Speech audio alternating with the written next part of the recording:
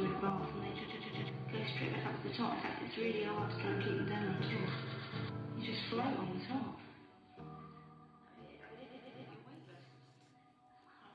Hey, what's up, y'all? It's your boy Skip, aka Skip and Tosh, here of the Sacktown Breakdown. Here to break down another game. We got the W. West Side, W side, we got the W.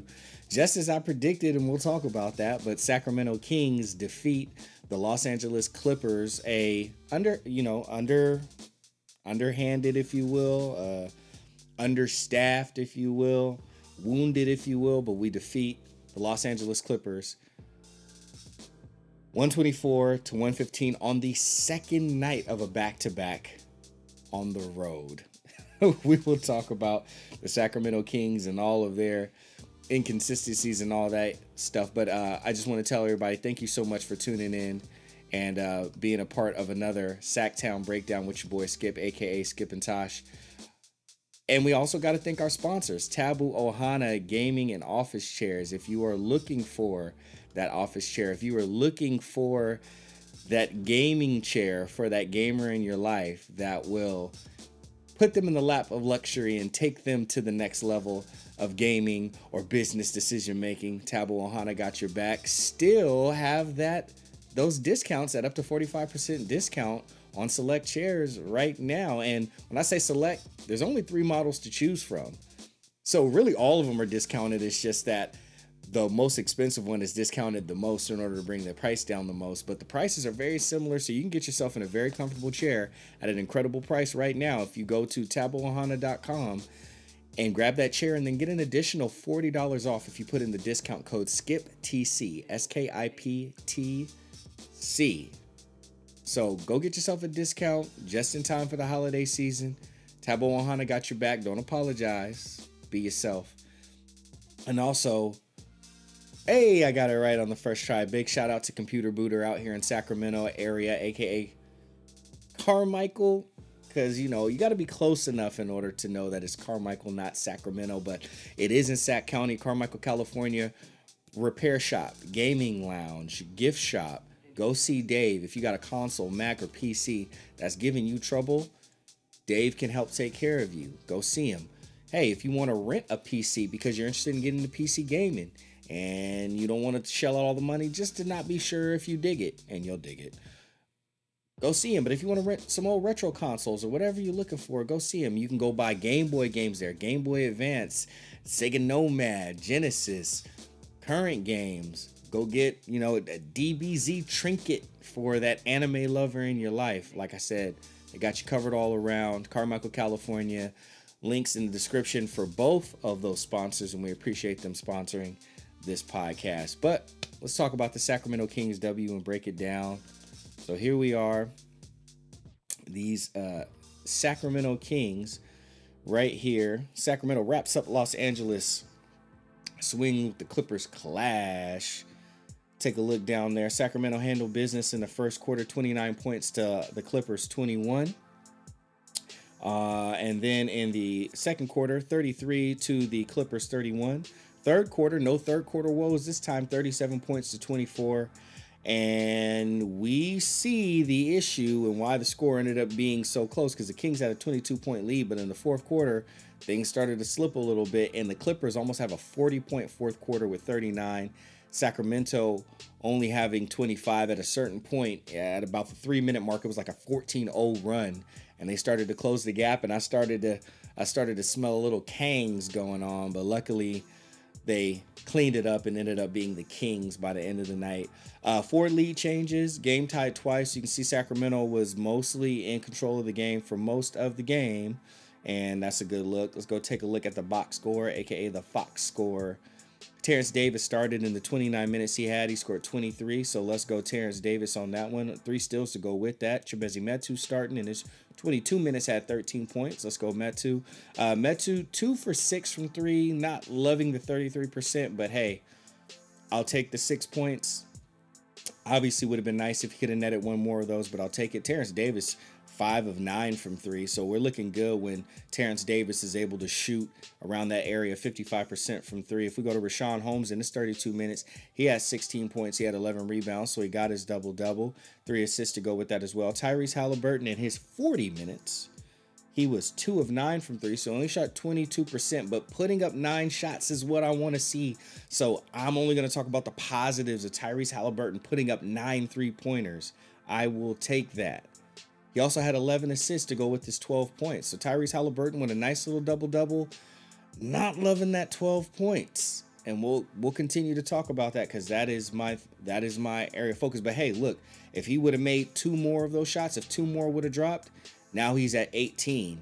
And I'm liking that. I'm liking 18 points from Tyrese Halliburton. Not liking 12, but he put up 9 threes, and I'm going to take that. Darren Fox in his 36 minutes ended the game with a very respectable, right where we want to see around in that area, 24 points. What's very important about this particular thing, though, is really 2 things. One, Fox only shot 4 3-pointers. Like I said, that's efficiency. I don't want him shooting more than 4. He made 2 of them. That's 50%, right? So his 3-point percentage is going to elevate a little bit because of that. But more important than that, and that's pretty important, more important than that, Darren Fox shot 8 of 9 from free throw. So that's 88.9%. That's 89% for the night. That's almost 90%. And that's where we need Darren Fox to be. Not only the amount of makes, but the amount of attempts to match that. So him going aggressive to the line, he's still trying to draw fouls a little bit, but you see him going at the rim more, and that's what's the important part for Fox. We're seeing him going at the rim, trying to score, taking the contact, making it happen. So that was great to see. Buddy Hield in his 21 minutes only had 4 points. He only shot 3 3-pointers, though, which is uncharacteristic of Buddy Hield, but I will take the 4 rebounds and the 2 assists. Thank you, Buddy Hield, for your contributions. Alex Lynn in his 14 minutes had 4 points, but he contributed 4 rebounds. A little bit of a different type of game for Lynn, just because of the matchup reasons. It was hard to work him in and give him more time, but with the time that he took, I think he made the best out of it. Louis King played 13 minutes. He had 8 points. And we'll kind of leave it at that for Louis King. Davion Mitchell, 28 minutes, 20 points. That's what I want to see from Davion Mitchell. And that's beyond what I want to see from 20 points. I'll take that. But I just want Davion to just be in that consistently in that 14 to 16, 14 to 18 area. So I'm rocking with that. That's a good look. Damian Jones, Nehemias Queta, Jamias Ramsey, and Tristan Thompson did not play tonight. We don't really need to go over the Clippers numbers. It's whatever for that. And let's do team watch. So now with that being the case, the Sacramento Kings are now at, we didn't net our win yet. Okay, so they didn't add our W yet, but we're 9-14. There we go. 9-14, still 11th in the West as of right now. We'll see what the numbers look like tonight.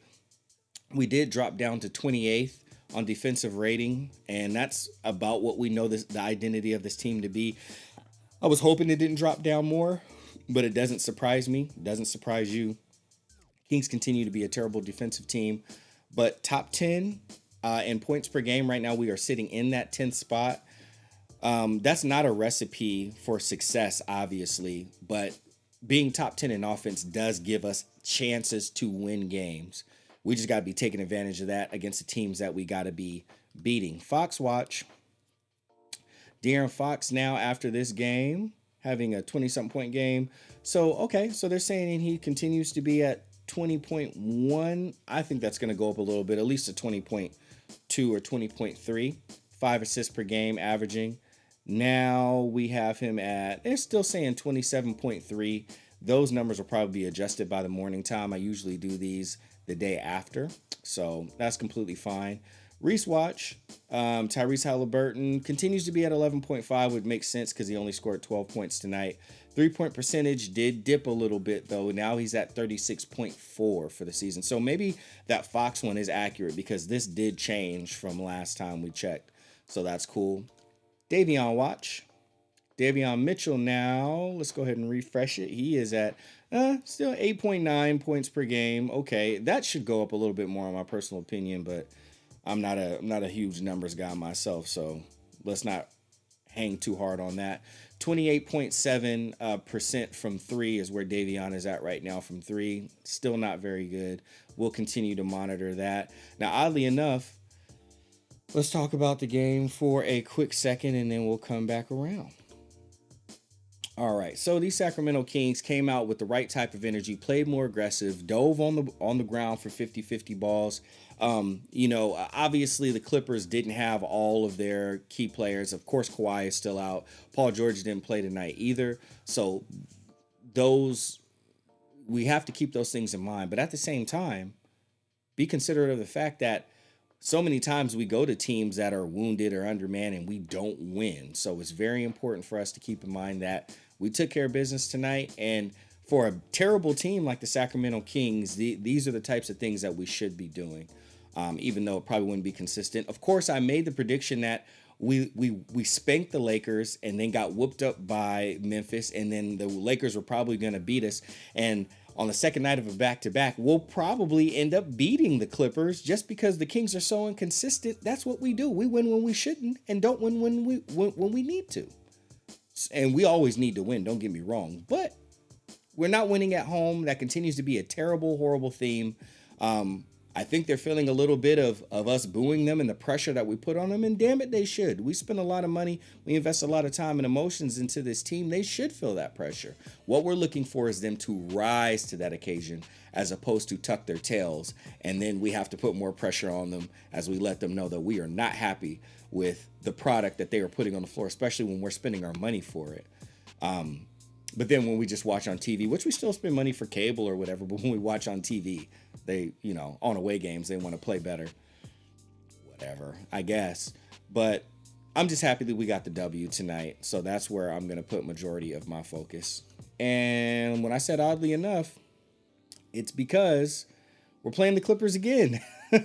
This time we're playing them back at home in the Golden One Center. What does that mean? We're probably going to lose to them because they're going to feel the pressure. They don't play very good at home. The Clippers are going to be on a revenge game. So everything about this next game says Sacramento takes the L. Happy to be wrong. Don't mean to be a pessimist, but I do need to be a realist. And that's probably what's going to happen. So we don't need to preview the game beyond that. Kings need to handle business at home. Probably won't. If they do, I'll be happy to take a 2-game win streak, but chances are that's probably not going to happen. Anyhow, y'all, your boy Skip here for another 1 minute. Wanted to make it a quick one. We took the W in a very odd fashion, but this is the way that we want the team to look. Not that fourth quarter, though, because that was garbo. That spells the same old Kings as before. But even if they're the same old Kings, but we get a dub, it's an easier night for all of us. We all sleep better. We're not at each other's throats and whatnot. So anyhow, appreciate y'all tuning in for another one. Tabu Ohana, office chairs and gaming chairs. If you are looking to get you or a loved one in the lap of luxury, get them in a Tabu Ohana chair while you can get a 45% discount. And my discount code, which is always good, but stack the discounts because it works. Both of them will work. Like, I was already told that both of them will work. So go ahead and get your double discount on your boy Skip. You're welcome. And check out Computer Boot if you're looking for a repair shop, gaming lounge, gift shop for that gamer in your life. You just want to go rent a console or rent a PC, hang out in there, or attend a gaming tournament, Super Smash Bros. I used to be ill with Ken, you know what I'm saying? Ken and Link and Lucina, you didn't want to see me. I was an early Lucina adopter back in Smash Bros for Wii, okay? So don't get at me. I was never big on Marth. I was with Lucina, okay? Not even Roy, Lucina. And now she's popular because she got consistent blade and don't got the tipper mechanic. But that's a whole nother topic. These Sacramento Kings did good by us tonight, and we'll take that. Your boy Skip is signing off. I'll see y'all next time. Peace.